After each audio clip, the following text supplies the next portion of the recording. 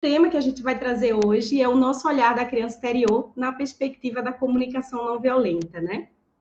Então, bem, quando a gente é criança, nós somos biologicamente programados para buscar a aprovação dos nossos pais.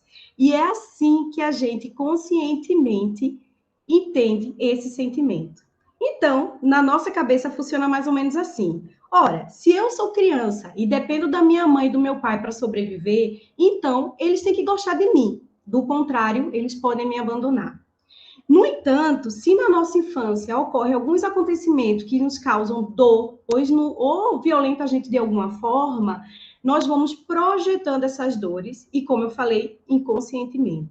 Porque, ainda muito pequenos, temos uma incapacidade, como criança, de interpretar situações, fatos, diálogos, emoções e sentimentos. Então, existia um educador, que o nome dele é Rudolf Dreikens, que ele falava que as crianças são excelentes observadoras e péssimas intérpretes. Elas percebem tudo, captam tudo, mas daí interpretar com coerência está além da sua maturidade cognitiva e emocional.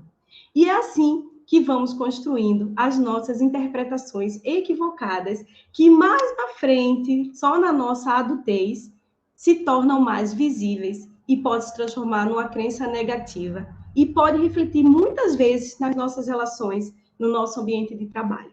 Então, como a gente não consegue expressar o que a gente pensa e o que a gente sente, isso tudo tem ligação com a nossa infância e a gente não sabe como isso vai reverberar lá na frente, tá? Então, até aqui, a gente consegue entender um pouco como algumas coisas podem refletir nas nossas relações, tá? Até aí, tudo bem. Mas eu vou falar um pouco mais sobre isso para ficar mais claro. Uma vez, eu li um artigo que dizia que a melhor fase da vida é a infância, é a criança. Mas, se a gente parar para pensar mesmo, quando a gente é criança, somos dependentes de alguém. Estamos construindo as nossas relações, as nossas referências de afeto, somos moldados e muitas vezes silenciados e violentados nos nossos quereres, porque afinal somos só uma criança, né? Então esse artigo ele falava que de alguma forma muito mistificada e até romantizada, a gente pensa que ser criança é muito bom, mas na verdade ser criança é tão ou mais difícil que ser adulto. Porque quando a gente é criança, sem exceção nenhuma, a gente depende das pessoas para as tarefas mais básicas. E aí exige um esforço descomunal da gente para fazer coisas que são básicas e necessárias, como xixi, cocô, um abraço, inclusive. E é nesse lugar que nós construímos autoempatia, amor próprio, aprendemos a nos olhar e perceber como as pessoas ao nosso redor também se comportam. Só que aí, depois dessa fase, só depois, alguém olha para a gente e constitui a gente como cidadãos de direito. O que não é verdade, porque nós já somos desde que nós nascemos. Nós nascemos com tudo que a gente precisa. A gente nasce com criatividade, imaginação, compaixão, empatia, amor próprio, coragem e resiliência. Mas como criança, até sobre isso dependemos de um adulto para nos dizer quando podemos ser e se podemos ser. Ainda tem isso. Mas, gente, é muito bom que a gente possa saber que a gente pode ser o que a gente quer quando a gente olha para esse ser que está aqui, né? Que está aqui pulsando dentro da gente. Porém, os nossos pais acabam por reproduzir em nós as dores, uma vez vivenciada na própria infância deles. Então, veja só, tá? Eu sou uma criança e eu preciso explorar o mundo, tá? Eu preciso me desafiar e viver as minhas experiências. Como é que eu vou me conhecer se o tempo todo alguém está me direcionando, me corrigindo, me poupando de cometer erros? Veja bem, o lugar do adulto é de cuidador, mas desde que a minha vida não esteja em risco, tudo que vem em excesso pode me prejudicar. Então, se é retirado da criança essa chance de aprender com os seus erros e vivenciar suas experiências, quando será que esse momento vai chegar? Como adulto, e já cheio de vícios, essas coisas não nos podem chegar nunca. Todos nós chegamos confiantes, compassivos, e quando a gente chorava, o que a gente mais queria era ter a certeza de que a gente ia ser atendido. A gente entendia, no caso, né, que aqueles adultos estavam ali do nosso lado, pronto para nos acolher. Mas a nossa cultura não permite que isso aconteça. Não permitiu que os nossos pais atendessem às nossas necessidades, porque nem eles tiveram, e aos poucos a gente foi parando de identificar. A gente não reconhece hoje quase nada. A gente tem um repertório de sentimentos e necessidade muito pobre. E aí, quando a gente faz esse movimento, a gente percebe que a gente foi educado para olhar para fora. Muito pouco para olhar para dentro e saber, né? Então, a gente tem medo de colocar os nossos limites, de dizer um não, de negar as coisas, não só para os nossos pais, mas nas nossas relações amorosas e também de trabalho. Quanta dificuldade, gente, e medo de dizer não. Quanto medo de dizer sim para a gente mesmo, para que os nossos sentimentos venham à tona para os nossos quereres, de expor aquilo que acreditamos. E tudo isso porque fomos silenciados e reprimidos de alguma forma. E hoje, o nosso eu adulto, que muitas vezes age como um bebê, que isso acontece muito, agimos mesmo como aquela criança que esperava que os nossos pais nos cuidassem e nos aprovassem. Queremos a todo custo que alguém nos reconheça e nos valorize. E o tempo todo ficamos esperando, esperando, esperando, assim como uma criança. Só que agora que crescemos, não podemos mais esperar que isso aconteça. Agora é a nossa vez de dar. É a nossa vez de olhar para isso e reconhecer todo esse lugar que a gente cria, né, co-criou para a gente mesmo. A gente sai desse lugar de esperar, dessa condição de esperar, para atuar. A gente para de colocar expectativa nas pessoas, a gente assume esse lugar mesmo como filhos que somos, mas para expor, não só para os nossos pais, nossos companheiros de trabalho. A gente espera que alguém nos atenda sem nos esforçar e trazer responsabilidade para a gente. Mas não vamos sair desse lugar se a gente ainda tiver nessa birra, nessa marra, né, que é de criança. E aí, veja, eu entendo que se o tempo todo a gente é moldado e ensinado a não se expressar e falar sobre os nossos sentimentos, fazer isso quando adulto é um desafio mesmo. E eu vou dar um exemplo de como isso foi ensinado a gente. Um exemplo é quando a gente era pequeno e a gente sentia alguma dor, tá? Isso aí é o básico, né? A gente se machuca, acontece alguma coisa. A gente não podia falar certas coisas quando a gente sentia dor, porque a gente era logo distraído. A gente não podia falar algumas coisas porque a gente era reprimido, e isso vinha daquelas famosas falas do engole o choro, estou fazendo isso para o seu bem, estou te batendo porque você pediu, e por aí vai. E assim, a gente ia imaginando que para nos sentirmos amados e aceitos, era preciso fazer o que os outros queriam. E quantas vezes aqui alguém se lembra que quando criança, algum adulto te perguntou como você se sentia em relação a determinada coisa? Eu vou falar por mim, tá? Eu, Daniele, não lembro de nenhuma dessas vezes. Então, eu sempre pergunto aos cuidadores, às pessoas, né, que buscam, né, conhecer um pouco, da gente parar para pensar sobre a representação da obediência na vida das crianças. Se essas pessoas conseguem entender que essa obediência cega, né, que a gente fala, vai na contramão do que se espera para uma criança que mais tarde se tornará um adulto autônomo, confiante, seguro de si, que sabe dizer não. Eu sempre questiono para fazer as pessoas pensarem sobre a quem serve a nossa obediência, sobretudo quando criança. Porque se a gente olha por essa perspectiva para nos tornarmos pessoas plenas, isso não faz nenhum sentido. E sabe por quê?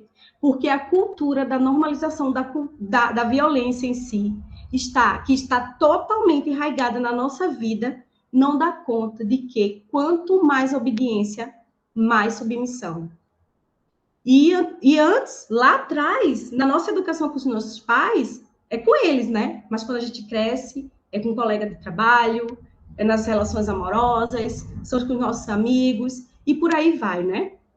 E nesse cenário, a gente vai configurando esse adulto, que tem medo de confrontar opiniões, que não problematiza as coisas, que se cala diante dos conflitos nas relações, seja em casa, na vida amorosa, no trabalho, aprende que conflito é algo ruim, não consegue enxergar que o conflito é uma ferramenta, uma oportunidade de estreitar as relações e fortalecer os vínculos.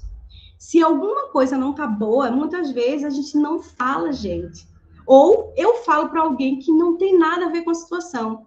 E tudo isso porque desde pequeno a nossa educação opressora não permite que a gente seja protagonista da nossa vida. E na perspectiva da comunicação não violenta, como a nossa educação foi para não nos olharmos e nos observarmos, a gente acaba achando que tudo se torna muito, muito desafiador. Então, por isso que agora, como adultos, é muito importante ter que olhar para a nossa criança. E quem sabe até se perguntar, que criança eu fui? Quem é essa criança que habita em mim?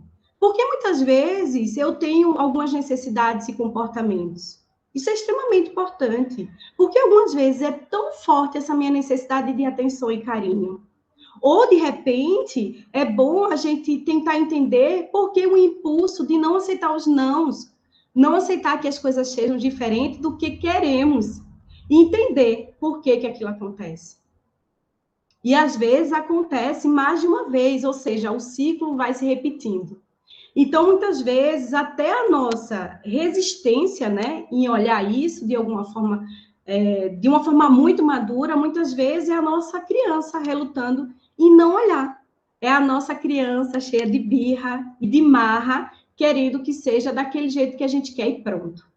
Então, até aqui, eu acho que de alguma forma pode ter ficado claro para vocês, né, como a partir dessas relações, isso se dá na nossa infância, né? E não é só em casa, mas na escola, na nossa vida, né? Porque a escola, infelizmente, é um ambiente opressor, e muitas vezes nas experiências que nós vivenciamos.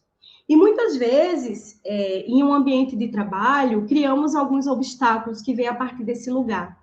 Do lugar da criança que se vitimiza e que não encontra uma saída para sobrepor os obstáculos nos processos de aprendizagem. Então, eu vou citar aqui alguns exemplos como coisas que refletem na nossa vida e, de repente, pode ajudar a gente, tá? A entender melhor.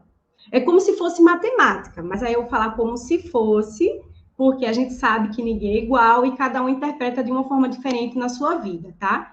Então, assim, quando nos sentimos ofendidos quando alguém não escuta a gente. Isso aí pode ser porque, quando a gente era criança, o nosso sentimento ou opinião não eram ouvidos e valorizados. Se você acha que alguém sempre faz algo de forma intencional, pode ser porque, quando você era criança, teve punições intencionais, sejam elas emocionais ou físicas. Ou até se você sente que uma outra pessoa não te respeita de jeito nenhum e sempre está te subestimando, pode ser porque os teus limites pessoais não foram respeitados. É brabo, né? É por isso, gente, que a comunicação não violenta vem ajudar a gente um pouco a entender esse nosso processo, mas também entender e separar o que não é nosso e o que é do outro, e como expressar os nossos sentimentos sem agredir e sem culpar, mas trazendo essa responsabilidade, tanto para a gente quanto para outra pessoa, seja de qualquer coisa. Aí, de repente, né, você pode dizer, tá, Dani, beleza, então agora que tu explicou tudo isso, eu saio daquela criança que foi abusada para me tornar, então, uma pessoa neurótica? Nesse caso, não é isso que eu quero dizer, tá? Mas é possível que você esteja refletindo na outra pessoa o que você vivenciou lá na sua infância. E, infelizmente ou não, para a gente ajustar isso, não tem outra forma que não seja acolher o nosso desconforto para entender o que se passa e se tornar, de fato, protagonista da nossa vida. Lembrando que agora a gente cresceu, né? Então, eu costumo falar que na comunicação não violenta, ela é muito mais que uma técnica, ela é um estilo de vida. E eu falo isso porque é preciso a gente se aprofundar em quem a gente é e gostar de fazer. É igual quando a gente escolhe algum estilo de música, comida, roupa, entre outras coisas que fazem sentido para a gente, porque é preciso fazer sentido, né? Então, assim, por esse motivo que a comunicação traz muito forte esse olhar da importância da presença para o nosso desenvolvimento, claro, e também para o nosso autoconhecimento, né? A presença, ela é muito importante para que todas as coisas que tiver ao nosso redor, elas precisarem fazer sentido, para que a gente consiga identificar o que a gente sente e qual é a nossa real necessidade sobre aquilo. Por exemplo, diferenciar o que é um pedido e o que é uma estratégia para manipular as pessoas. Isso a comunicação traz muito forte, muito claro, né? Quando a gente está presente, a gente pode se perguntar o que realmente a gente quer e pensa de uma forma muito clara. O que outra pessoa quer com aquele comportamento e por trás daquela fala? A gente automaticamente faz isso ao invés de a gente projetar algo que a gente está sentindo e fazer um juízo de valor sobre ela, né? Porque julgar é algo muito natural do ser humano. E principalmente se perguntar todas as vezes: por que eu estou sentindo isso? Porque eu estou transferindo para as outras pessoas a minha necessidade de apoio e a responsabilidade por aquilo que eu estou sentindo. Tem uma coisa que acontecia muito na minha geração, quando eu era criança, que eram as falas de adulto, que ainda hoje é comum ouvir, tá? Que é do tipo assim: você me deixa triste se não fizer isso, a mamãe vai ficar chateada se você não se comportar assim e assado. E vê só, a intenção quando alguém diz isso, ou dizia isso, né, era muito boa. Por quê? A intenção é trazer a consciência sobre qualquer coisa, certo? Mas, ao invés disso, a única coisa que agrega era culpa. Ainda é culpa, né? Porque a gente escuta adultos ainda hoje falando sobre isso. E nesse lugar de culpa, não tem espaço para a gente assumir o que é nosso e seguir adiante. Não é um lugar de responsabilidade, mas é um lugar de colocar sempre no outro a responsabilidade por a gente estar se sentindo de um determinado jeito. Vocês conseguem entender o tamanho disso quando a gente se torna adulto? É pau isso, né? Então, assim, quando começamos a prestar atenção que existe uma criança dentro da gente, a gente percebe que as nossas atitudes, elas vêm muitas vezes de um lugar de impulso. E quando a gente para olhar para essa infância, a gente sabe que vem dessa criança que não teve necessidades atendidas naquilo que precisava. E aí, já me caminhando um pouco para o final, eu quero compartilhar com vocês algo que pode ajudar bastante no dia a dia de vocês. Marshall Rosenberg, ele tinha um exercício muito bom que ele falava sobre a diferença entre o dever e o desejo. Então, a primeira coisa que eu quero que lembrem é que a gente não tem que nada. Nem as crianças têm que nada, tá? A gente acha que criança sim porque é criança, mas ninguém tem que nada. Então, eu quero que a gente possa entender que, na perspectiva da comunicação não violenta, todas as nossas atitudes são escolhas. Quando a gente reclama que estamos fazendo algo, seja no trabalho, seja na nossa vida, algo que a gente se comprometeu e a gente não quer, pode ser qualquer coisa, a gente pode entender que estamos fazendo aquilo porque estamos tendo uma necessidade. Então, vou dar um exemplo, tá? Você está no emprego que você não está feliz. Então, é comum a gente falar ou a gente ouvir que tem que trabalhar naquele lugar. Só que aí, a gente precisa passar a escolher, assumir, né? Que a gente escolheu trabalhar naquele lugar. Porque é uma necessidade nossa estar ali. É uma necessidade para poder pagar as nossas contas, é uma necessidade para poder a gente manter nosso estilo de vida, ou qualquer coisa que a gente queira. Porque quando a gente passa a fazer isso, as coisas mudam de figura. E isso tem nome, é autorresponsabilidade, é corresponsabilidade. Porque mesmo que você entenda que não é o local ideal naquele momento, é uma necessidade sua, isso serve para te estimular, para que você possa pensar em como fazer para mudar o cenário que você está vivendo e que você não está gostando. É sair desse lugar da obrigação para ter autorresponsabilidade sobre o que você vive e também para você ressignificar algumas crenças de que você não é bom o suficiente, que você não faz um bom trabalho, que você não é um bom pai, que você não é um bom filho, um bom amigo, seja o que for. Então, imagine como na nossa vida tudo poderia mudar se as pessoas à nossa volta escolhessem fazer as escolhas que fazem, ao invés de manterem-se preso naquele tem o quê. Eu, particularmente, acredito que veríamos pessoas muito mais felizes, livres, plenas, sem medo de se expor, sem medo de defender as suas convicções, confiantes nas suas decisões, criando relações horizontais, sendo autênticas e genuínas. Assim quando a gente era criança, né? Então, Marshall Rosenberg, ele fala no livro da Comunicação Não Violenta sobre a sua experiência com isso, essa experiência do dever e da escolha. Ele fala que na sua atuação como psicólogo clínico, ele odiava fazer relatórios, mas ele fazia porque tinha que fazer. Só que quando ele parou para refletir sobre o que ele esperava atendendo às suas necessidades, quando ele fazia todo aquele relatório, ele percebeu que ele fazia aquilo para conseguir manter a sua prática como psicólogo e também era uma estratégia para a sua sustentabilidade financeira.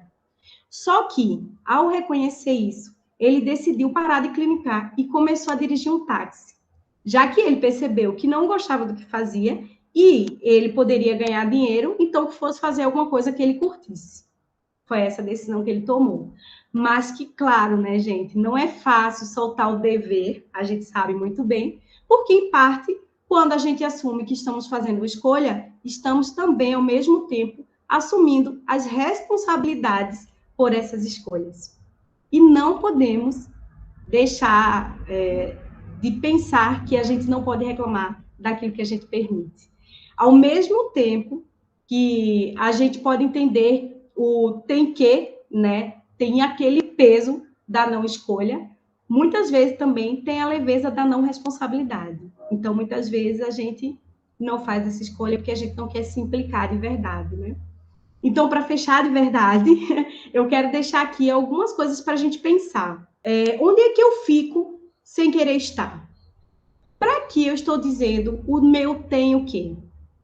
Ao fazer isso, o que eu estou buscando preservar ou ganhar? Como é que eu sinto as minhas necessidades que eu quero atender? Trazendo essa consciência, eu gostaria de escolher outra estratégia nesse momento. O que eu estou esperando para fazer isso? Então, essas perguntas são extremamente importantes para que a gente olhe para a gente, entenda o nosso processo interno, o que já aconteceu na nossa vida e o que a gente quer fazer a partir de agora. E eu espero que, de alguma forma, essas provocações foram feitas aqui de uma forma saudável, possam auxiliar você a sair desse lugar do dever e escolher e acolher de alguma forma, né? O escolher para o seu dia a dia. Porque é preciso que a gente olhe com muita seriedade e carinho também sobre as crianças que a gente foi e os adultos que nós nos tornamos, né? E quando somos mães e pais, que crianças a gente vai querer deixar para o mundo? Uma sociedade onde a infância seja vista e respeitada? Porque isso fala de um lugar que, se não pararmos esse ciclo de dor e sofrimento, a gente vai acabar legitimando dores e violência, assim como os nossos pais fizeram e reproduziram com a gente. E a gente só pode transformar essas feridas quando a gente se conecta com a nossa criança, quando a gente traz para a consciência. E a comunicação não violenta é uma ótima ferramenta para ensinar a gente de uma forma muito bonita de como é que a gente pode construir esse autoconhecimento e saber que o que sentimos tem uma necessidade por trás de tudo isso. Então, a gente sabe que não podemos mudar ninguém, isso é fato, além de nós mesmos. Então, o meu convite aqui, ele vem com uma frase de Gandhi, que eu acho que faz muito sentido e é muito pertinente, que ela diz assim, que se você quer transformar o mundo, experimente primeiro promover o seu autoaperfeiçoamento pessoal e realizar inovações no seu próprio interior, porque essas atitudes se refletirão em mudanças positivas no seu ambiente. Porque tudo que fazemos produz efeito e causa algum impacto. Então é isso, gente. Eu gostaria só de reforçar que o diálogo é uma ferramenta muito, mas muito rica na construção de laços, porque quanto mais conexão com as outras pessoas e com a gente mesmo, mais colaboração e mais